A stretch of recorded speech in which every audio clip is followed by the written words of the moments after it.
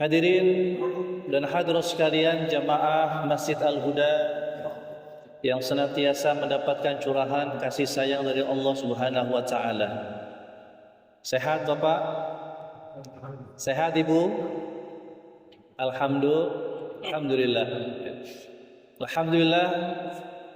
Mari sama-sama kita bersyukur kepada Allah yang telah memberikan kepada kita begitu banyak nikmat dan juga tentu kesempatan untuk kita bisa bersua kembali, berjumpa kembali dengan tamu agung yang sudah kita nanti-nanti sejak lama dan akhirnya sudah ada di hadapan kita.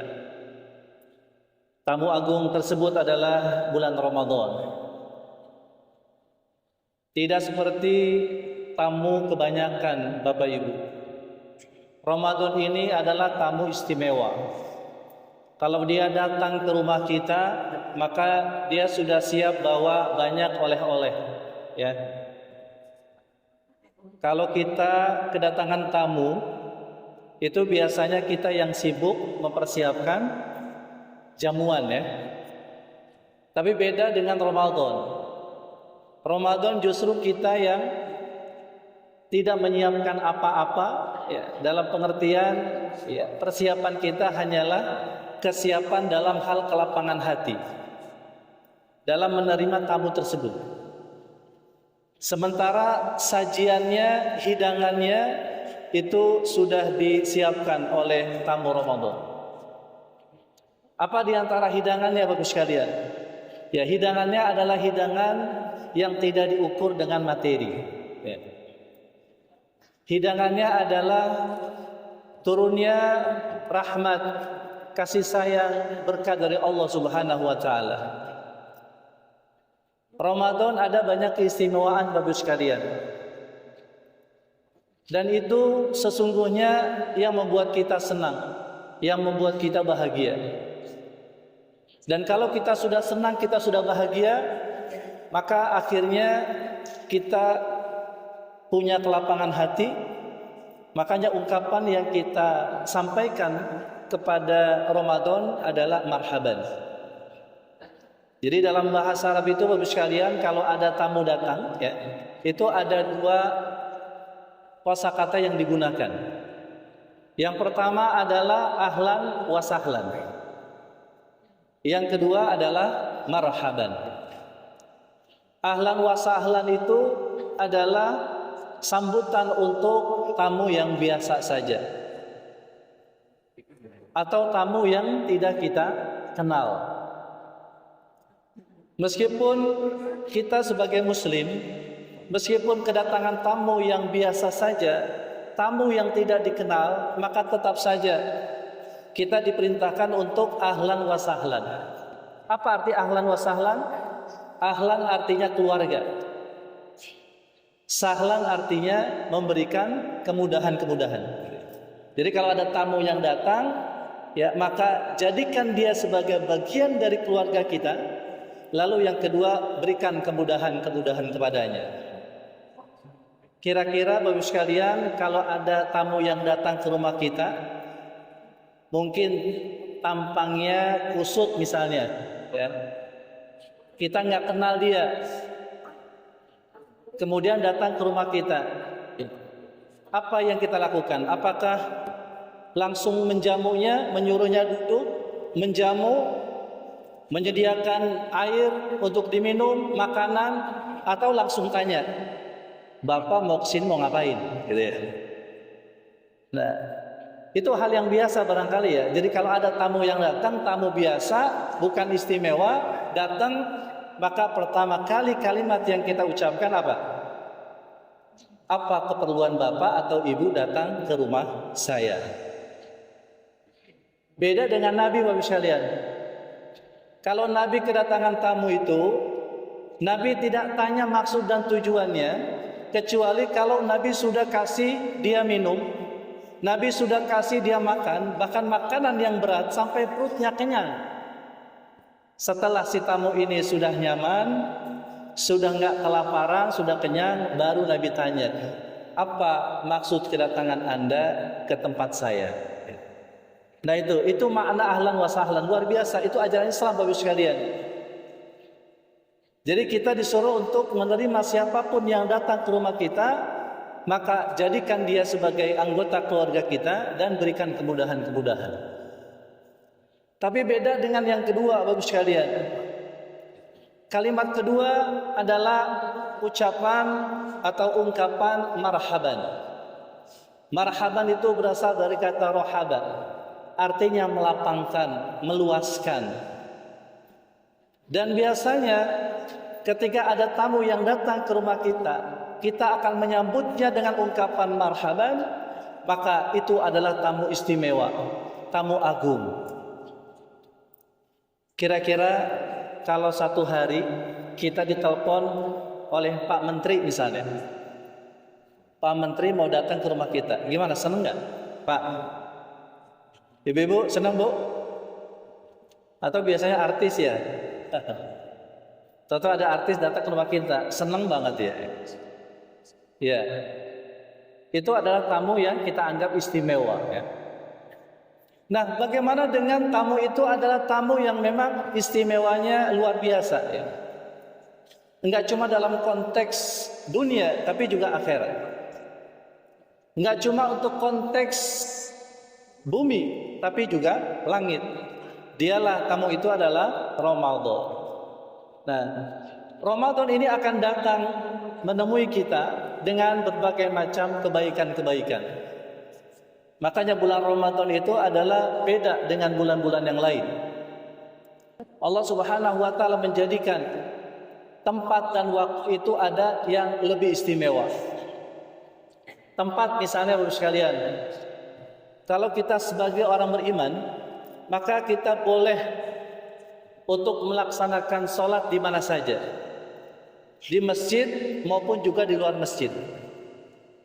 Kita sholat di rumah silahkan, kita sholat di lapangan silahkan. Karena kata Nabi, wa ju'ilat lanal ardu kulluha masjidan. Allah jadikan hamparan bumi ini adalah tempat sujud kepada Allah Subhanahu wa ta'ala. Tapi ingat Bapak sekalian, ternyata meskipun demikian ada tempat-tempat yang istimewa, yang kalau kita melakukan ibadah di dalamnya, maka tentu ganjarannya atau pahala yang didapat itu lebih besar lagi. Masjid adalah tempat istimewa dibandingkan dengan di luar masjid. Tapi di antara masjid-masjid itu ada masjid yang istimewa, yaitu Masjidil Haram yang lokasinya ada di Makkah Al-Mukarramah. Apa keistimewaan daripada Masjidil Haram itu? Disebutkan dalam hadis Nabi SAW, keutamaan Masjidil Haram itu, siapa saja yang sholat satu kali sholat saja di sana, maka sebanding dengan melaksanakan sholat di tempat yang lain sebanyak 100.000 kali. Luar biasa, subhanallah. Sekali saja sama saja kita melaksanakan ibadah atau sholat sebanyak 100.000 kali. Kemudian di Masjid Nabawi yang ada di kota Madinah, kata Nabi SAW, siapa saja yang sholat di Masjid Nabawi sekali saja dia sholat, maka sebanding dengan dia melaksanakan sholat sebanyak 1.000 kali di tempat yang lain. Ada juga di Masjidil Aqsa misalnya, siapa saja orang yang sholat sekali di Masjidil Aqsa, maka sebanding dengan dia melaksanakan sholat di tempat yang lain sebanyak 500 kali. Belum lagi misalnya ada Raudhah di Masjid Nabawi. Belum lagi misalnya ada Hijr Ismail di sekitar Ka'bah. Ada lagi Multazam, ada lagi Hajar Aswad dan lain sebagainya. Itu adalah tempat-tempat yang istimewa.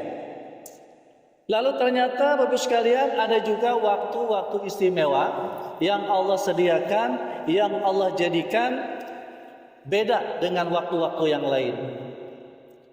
Siang hari yang paling baik itu adalah ketika jamaah haji melaksanakan wukuf di padang Arafah. Maka itu siang hari yang paling baik. 10 hari yang paling baik itu adalah awal dari 10 hari di bulan Dzulhijjah, itu 10 hari yang baik. Hari yang baik itu adalah hari Jumat. Dan bulan yang paling baik itu adalah bulan Ramadan. Nah, di bulan Ramadan itu Bapak sekalian, itu ada yang lebih istimewa lagi waktunya, yaitu di 10 hari yang terakhir. Nah, makanya ini Bapak sekalian, maka semakin nanti kita berpisah dengan Ramadan atau semakin kita dekat dengan Lebaran, maka sungguh itu adalah waktu-waktu yang lebih istimewa. Ya, jangan sampai justru malah kita jauh dari masjid ya ketika mendekati Lebaran ya. Biasanya kan masyarakat kita kalau udah dekat Lebaran, dekatnya kemana Bapak sekalian? Ke mall ya, ke pasar gitu ya. Ibu-ibu lagi nih sibuk banget untuk nyiapin Lebaran. Maka Ramadan ini Bapak sekalian, maka kita mesti jadikan sebagai Ramadan adalah waktu istimewa yang nggak boleh kita lewatkan. Jadi mendekati akhir Ramadan, maka kita harus lebih semangat lagi untuk berada di dalam masjid, lebih semangat lagi untuk melaksanakan berbagai macam ibadah. Dan di 10 hari yang terakhir itu di bulan Ramadan itu ada satu malam yang istimewa dibandingkan dengan malam-malam yang lain, disebut dengan malam Lailatul Qadar. Yang kata Allah, Lailatul Qadri khairum min alfi syahr. Ya, dia lebih baik daripada seribu bulan gitu. Nah, oleh karena itu maka sangat sayang, sangat rugi kalau Ramadan yang penuh dengan kebaikan ini kita lewatkan begitu saja. Makanya kita mesti manfaatkan dengan sebaik-baiknya dengan memperbanyak sholat sunnah, dengan memperbanyak baca Al-Quran, dengan memperbanyak sedekah, dengan memperbanyak apalagi ada ibadah yang tidak ada di bulan yang lain selain Ramadan. Apa itu? Yaitu memberikan menu berbuka ya. Jadi ini cuma ada di bulan Ramadan.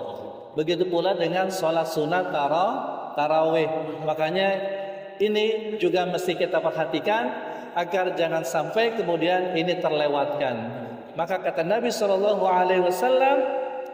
siapa saja yang dia tidak mendapatkan kebaikan-kebaikan dari Ramadan, maka sangat rugi. Man hurrima khairaha faqad hurrima. Bahkan kata Nabi, celaka. Jadi kalau ada orang ya yang ketika Ramadan datang sampai Ramadan pergi dia tidak mendapatkan kebaikan apapun dari Ramadan, maka Nabi doakan celaka. Kata Nabi, wa raghiba an furujulin dakhala alaihi Ramadan summan salaha qabla ayyughfarah. Kalau ada orang yang ketika Ramadan datang sampai Ramadan pergi dia tidak mendapatkan ampunan Allah, padahal ampunan Allah itu disediakan setiap malam oleh Allah, maka celaka kata Nabi ya. Oleh karena itu mari sama-sama ya kita manfaatkan momentum bulan Ramadan ini sebagai bulan Quran, sebagai bulan yang penuh dengan keberkahan, sebagai bulan yang lebih baik satu malamnya daripada 1000 bulan, maka kita manfaatkan dengan sebaik-baiknya lewat konsistensi ibadah. Ya, jadi istiqomah dalam ibadah. Salat tarawih kita ya continue sampai akhir Ramadan. Begitu pula puasa kita, begitu pula ibadah-ibadah yang lain, bahkan tadarus Al-Quran kita. Mudah-mudahan kalau kita sudah punya niat yang baik untuk kita bisa memanfaatkan momentum Ramadan ini untuk perbaikan diri, untuk memperbaiki atau menambah kualitas diri, maka nanti betul-betul Allah akan jadikan kita sebagai hamba yang dimaksud. Semoga kita bisa menyambut Ramadan ini dengan baik, lalu kemudian mengisinya dengan berbagai macam kebajikan-kebajikan sampai Allah golongkan kita nanti menjadi hamba-hamba Allah yang muttaqin. Aqulu qouli hadza fa astaghfirullaha wa lakum. Wassalamu alaikum warahmatullahi wabarakatuh.